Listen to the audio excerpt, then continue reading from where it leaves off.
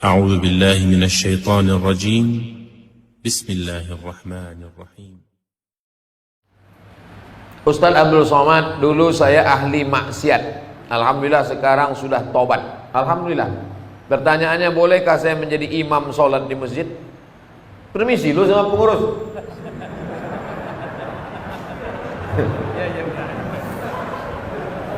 Urutan, saya sebutkan dulu urutan imam. Urutan imam yang pertama ulil amri.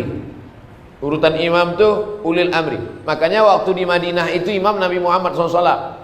Sakit Nabi Muhammad, baru disuruh Nabi Abu Bakar jadi imam.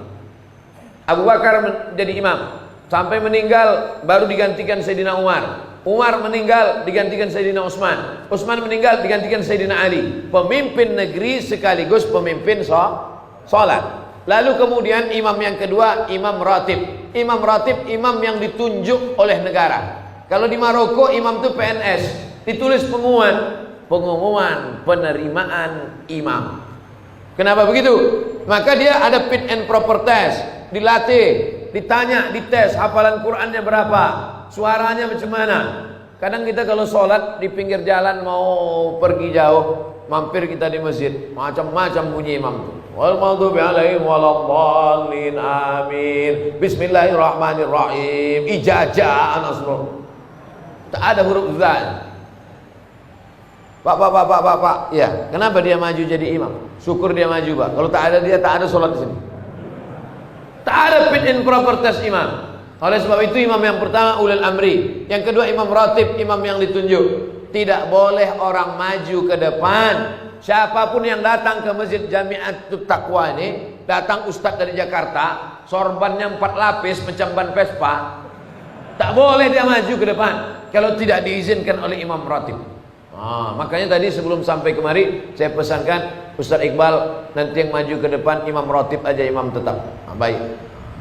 Oleh sebab itu imam ratib kita. Nah, tadi pertanyaannya, orang yang sudah taubat, bolehkah dia jadi imam? At-taibu minadz dzambi kama la dzambalah. Orang yang sudah taubat, dulu sabu-sabu, narkoba, pezina, perampok, garong, semua sudah dia buat. Taubat dia, taubat nasuha, maka dia sudah suci sesuci-sucinya. Innallaha la yaghfiru ayyushraka bihi wa yaghfiru ma duna dzalika liman yasha. Allah tak menerima ampun dosa syirik, adapun dosa selain itu diampunkan Allah Subhanahu wa taala. Illa man taba, orang yang bertaubat, wa amana, beriman, wa amila amalan salihah, beramal soleh. Taubat dia, beriman dia, beramal soleh dia. Yubaddilullahu sayyi'atihim hasanat. Semua dosa-dosanya dulu diampunkan Allah, dijadikan kebaikan. Makanya kita yang jadi makmum, kalau ada imam tobat, tobat bertato dia, anting dia, maju dia jadi imam, tak usah kita permasalahkan. Jangan nanti assalamualaikum warahmatullahi wabarakatuh, ini nampaknya tak sah, ini imam ini bertato, anting ini masih berlubang telinganya. Ini nampaknya imam ini mantan funky ini, anak funk ini. Jangan, tak usah permasalahkan lagi, karena dia sudah tobat nasuha. Ada di Jepang itu yakuza itu semua badan ini bertato, yang tak bertato cuma lubang hidungnya aja, sampai ke muka ini bertato semuanya. Tobat dia, tobat imam di Jepang itu, tetap jadi imam, tak ada dipermasalahkan. Tato tidak menghalangi wudhu masuk ke dalam. Ini tak jadi masalah. Kecuali imam itu berkutek, berarti bencong. Kutek menghalangi wudhu, tak bisa masuk. Adapun tato tak menghalang, tak usah dipermasalahkan. Begitu Pak. Kita lanjutkan. Pak Ustadz, saya mau tanya, apa hukumnya seorang istri yang ditinggal pergi suaminya selama 4 tahun? Berarti suaminya Bang Toib. Selama itu tak ada nafkah lahir batin dan suaminya. Apakah sudah jatuh talak kepada istrinya Pak Ustadz? Ditinggalkan suaminya 1000 tahun, tidak jatuh talak. Mana bisa 1000 tahun? Umur cuma 64. Itu pun kalau tak kena corona.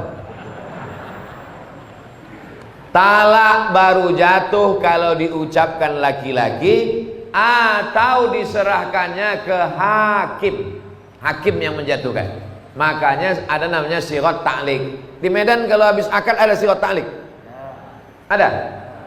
Banyak pula yang tak ingat. Banyak laki-laki tak ingat. Karena habis akad tuh dia disuruh Pak Kua baca sirat ta'liq, pikirannya tak kemana-mana, asik selfie aja. Masih ingat lagi bunyi sirat ta'liq, kalau saya tinggalkan selama 6 bulan berturut-turut, tidak memberikan nafkah zahir dan batin, mengadu dia ke pengadilan agama, maka hakim menjatuhkan talak 1. Oleh sebab itu kalau dia tak mengadu, sampai mati tak jatuh. Perempuan mesti mengadu dia ke pengadilan agama. Begitu prosesnya. Ini pertanyaannya, ditinggalnya 4 tahun, selama itu tak ada nafkah zahir batin, apakah jatuh talak? Tak jatuh kalau tidak tak mengadu. Maka perempuan mesti punya keberanian untuk mengadukan si Fir'aun yang tak balik-balik 4 tahun.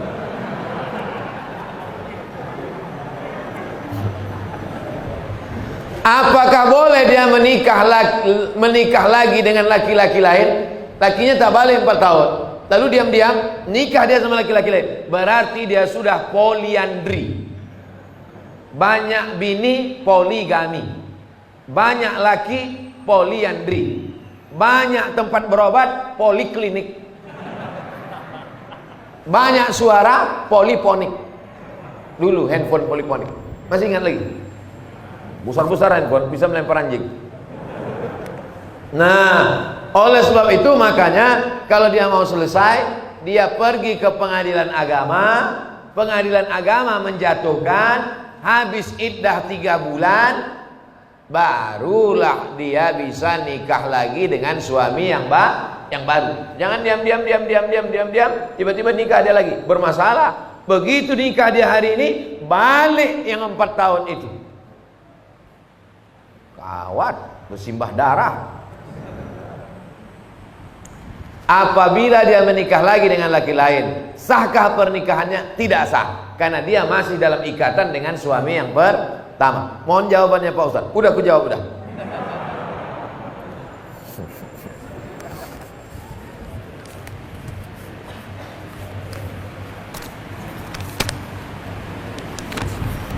Nama Salmiati, alamat Besilam.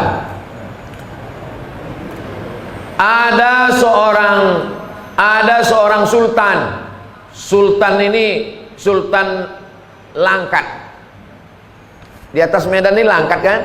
Sultan Langkat. Di bawah Langkat ini Sultan Delhi. Di bawah Delhi ini Sultan Serdang. Di bawah Serdang ini Sultan Asahan. Itu 4 kerajaan Melayu besar di Sumatera Timur. Eskos namanya, pantai timur. Langkat, Delhi, Serdang, Asahan.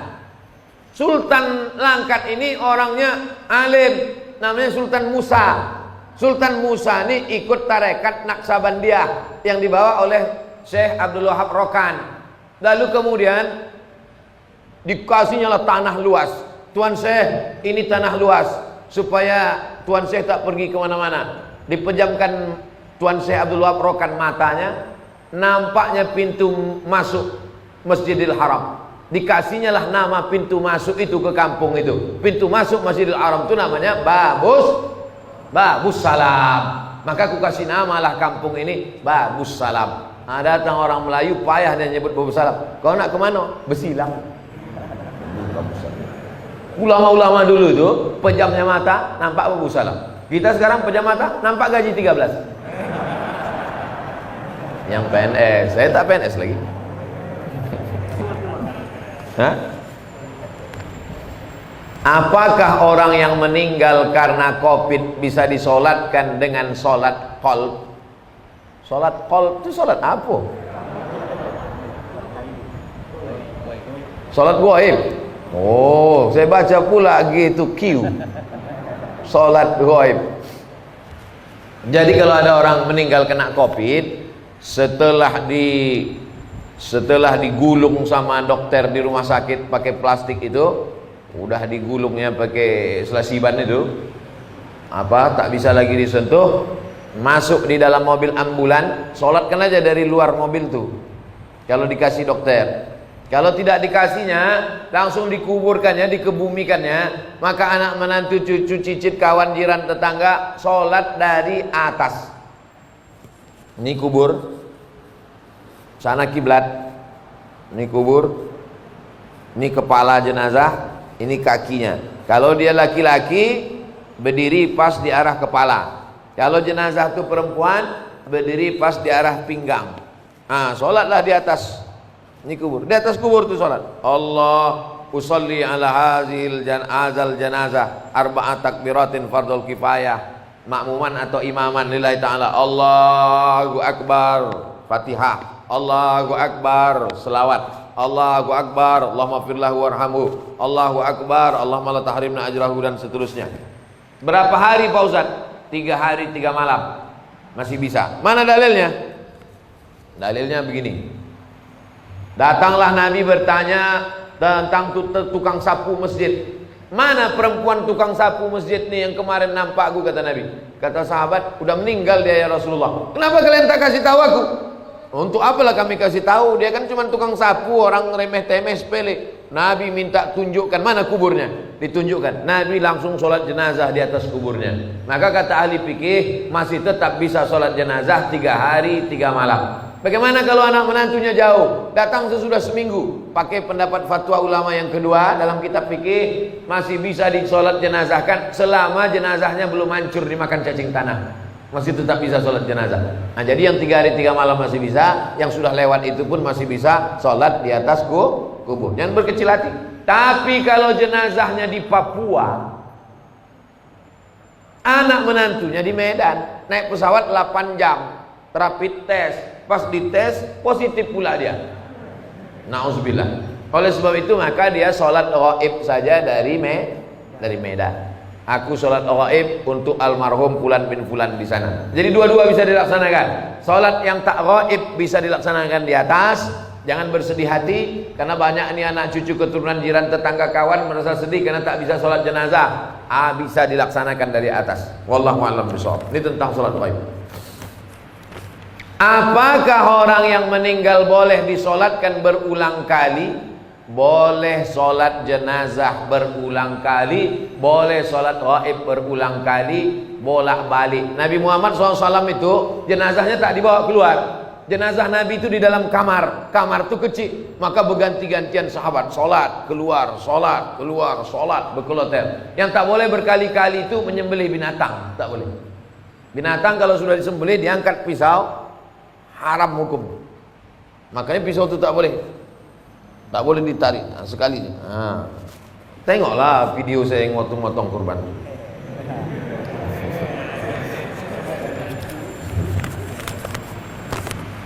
Ustaz, bagaimana kriteria takaran ikhlas dalam menjalankan tugas sebagai ibu dan istri dalam agama Islam?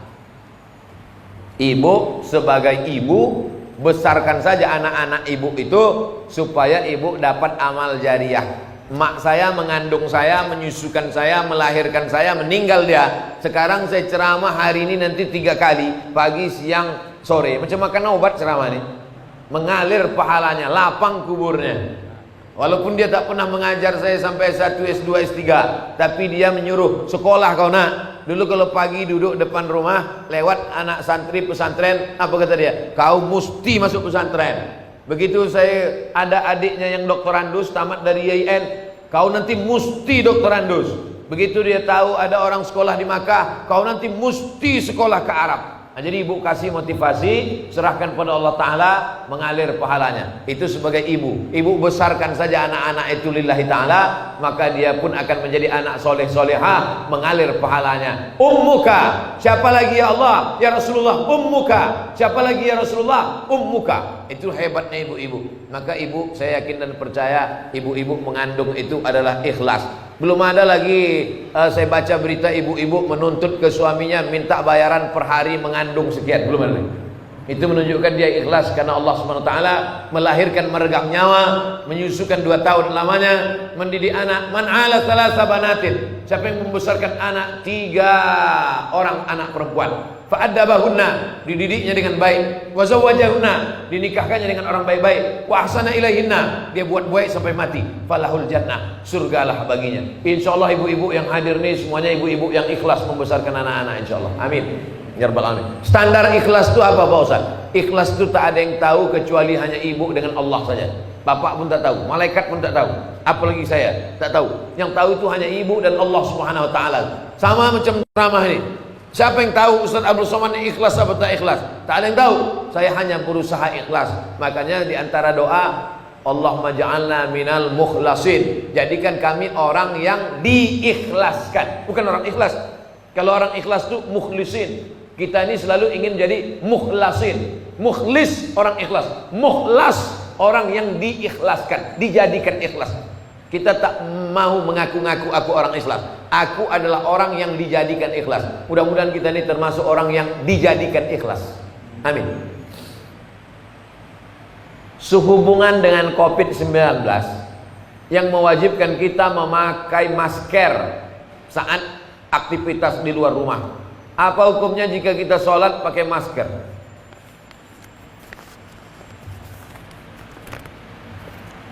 Sholat pakai masker hukumnya sah. Tapi wajah tertutup Pak Ustadz, tak ada dalil mengatakan wajah tertutup sholat jadi batal. Apalagi karena pakai masker ini bukan gaya-gaya. Pakai masker ini karena darurat. Ad-darurat tubihul mahzurat. Darurat, emergensi, membolehkan sesuatu yang tak boleh. Andai tak boleh menutup wajah ini, tetap boleh karena darurat. Hidung tak menempel Pak Ustadz.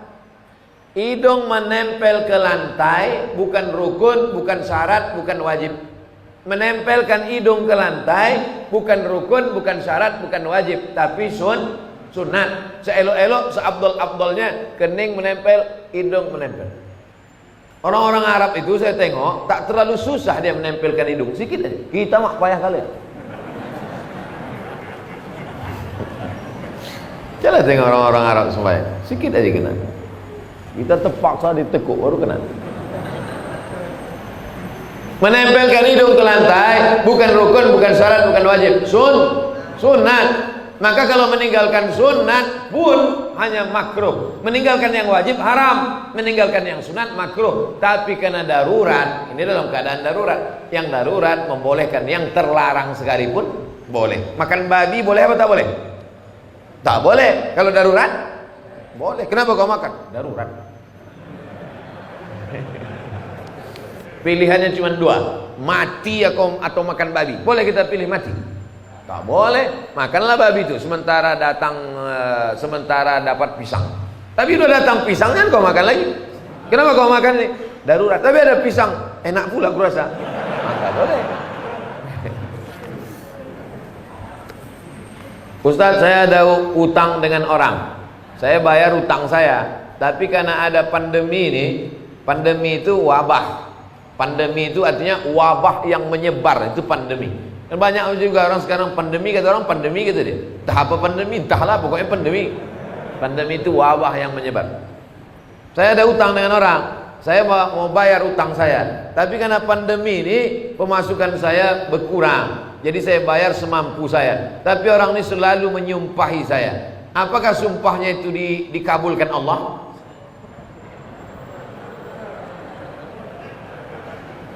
Utangnya ada tiga Pak Ibu, utangnya ada tiga. Yang pertama, ya ayyuhal Al-Baqarah 282. Ya ayyuhalladzina amanu, wahai orang beriman, idza tadayantum bidainin, kalau kau menjalin transaksi utang piutang, ila ajalin musamma, sampai batas tertentu, faktubu, tulis. Ini jenis utang yang pertama, on time, tepat waktu. Kapan kau bayar? 1 Januari. Tahun berapa? 1 Januari. Tahun berapa? 2020 apa 2021? Nah, tulis. Wastashidu syahidaini min rijalikum. Ada 2 orang laki-laki jadi saksi. Illam yakuna rajulaini, kalau tak ada 2 orang laki-laki, farajulun, 1 orang laki-laki, wa imra'atani, 2 orang perempuan. Begitu tegasnya. Ayat paling panjang dalam Al-Qur'an, Al-Baqarah 282 tentang utang. Ini jenis yang pertama, on time. Yang kedua, fa in kana zu usratin fanaziratun ila maisarah. Inilah yang masuk kategori tadi. Kalau dia kesulitan karena pandemi, bisnisnya tak lancar, bangkrut, fanaziratun ila maisarah. Tunggulah sampai maisarah. Maisarah itu artinya mudah. Siapa nama anak kau? Maisarah. Kenapa? Mudah kali lahirnya. Bersin aku lahir deh. Fanaziratun ila maisarah, tunggulah sampai dia mudah. Gimana? Kapan kau bayar? Aku belum bisa bayar Pak, macam Al-Baqarah 282. Aku ini level 2 macam ceramah Ustaz Somad di Jamiatul Taqwa kemarin. Jadi kapan kau bayar? Insya Allah aku cicil semampuku. Ini level 2. Yang paling mantap tuh level 3. Wa anta saddaqu khairul lakum. Kalau kau sedekahkan itu lebih baik. Kapan kau bayar? Aku tak sanggup bayar. Kalau gitu kau ambil aja lah, udah aku sedekahkan. Mantap. Daripada banyak pula minyak bensinnya lagi daripada menagih. Daripada kumat darah tinggi ku ikhlaskan ya. Kau ambil. Itu bukan ikhlas, mengamuk. Jadi kalau bapak kaya, duit banyak, dia susah, pandemi, ngontrak, anaknya susun paku do re mi fa si do sol fa mi re do, maka pakailah level ketiga. Tak sampai hati aku menagihnya, udahlah kau ambil aja lah, aku sedekahkan lillahi ta'ala. Kau doakan aku murah rezeki, panjang umur, tapi sesudah ini jangan kau ngutang sama aku lagi ya. Nah, jenis yang ketiga. Tapi kalau bapak termasuk orang yang juga kurang mampu, pilihlah level yang kedua. Memberi bantuan orang itu baik, tapi gara-gara sumpah serapah hilang pahala. Qaulun ma'rufun, ucapan yang baik, khairun lebih baik min shadaqatin, daripada banyak bersedekah. Yasba'uha adza, caci maki, sumpah serapah, hamun, keluar kebun binatang. Asal jumpa keluar kebun binatang, asal jumpa keluar kebun binatang. La tutilu shadaqatikum bil manni wal adza. Jangan kau iringi perbuatan baikmu dengan perbuatan yang tak baik. Mudah-mudahan kita bisa bertenggang rasa pada masa pandemi ini, bisa kita melapangkan hati dan melapangkan kantong, memudahkan segala urusan orang. Ala hazihi niyah. Al-Fatihah. A'udzubillahi minasyaitonir rajim. Bismillahirrahmanirrahim. Alhamdulillahirabbil alamin arrahmanir rahim maliki yaumiddin. Iyyaka na'budu wa iyyaka nasta'in. Ihdinas siratal mustaqim, siratal ladzina an'amta 'alaihim ghairil maghdubi 'alaihim waladdallin. Amin. Allahumma inna nas'aluka salamatan fid din wa afiatan fil jasad wa ziyadatan fil ilmi wa barakatan fil rizq wa taubatan qabla al maut wa rahmatan 'indal maut wa maghfiratan ba'dal maut. Allahumma hawwin 'alaina fi sakaratil maut wan najata minan nari wal 'afwa 'indal hisab. La tada' lana fi maqamina hadza dzamban illa ghafarta. Keluar kami dari majelis ini, dosa-dosa kami diangkat, diampuni ya Allah. Wala dainan illa qadaita. Saudara kami yang masih dililit utang, bantulah dia lepas dari hutang piutangnya ya Allah. Wala maridun illa syafaita. Saudara kami yang sakit, terbaring di rumah sakit, maka sembuhkanlah, berikan kesembuhan untuk selamanya ya Allah.